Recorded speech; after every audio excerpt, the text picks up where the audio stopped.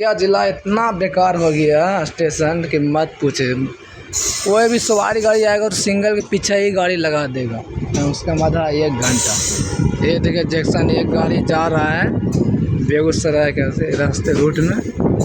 ये गाड़ी देखिए सिंगल नहीं दिया है, 2 किलोमीटर ही पीछे गाड़ी रोकेगा। ये जब आता है तब ये गाड़ी का ऐसे ही होता है सवारी गाड़ी के। इधर ओलापुर इमली सलोना हसनपुर के रास्ते आता है गाड़ी। ये अलौली स्पेशल है, फिर ये रूट में जाएगी ये गाड़ी खगड़िया से। देखिए अलौली बिशनपुर वाला ये रूट है। अभी खगड़िया से वापस होगा ये गाड़ी। देखिए सिंगल के पीछे ही लगा दिया है इसको। साला काम डेली लेट हो जाता है, डेली घूम कर आना पड़ता है। हम लोग काम करने वाला बंदा है भाई साहब, कितना तक लेट चलता है, दिमाग खराब होता है। सिंगल अभी भी नहीं दिया है, इसको रोकेगा सिंगल के पीछे ही।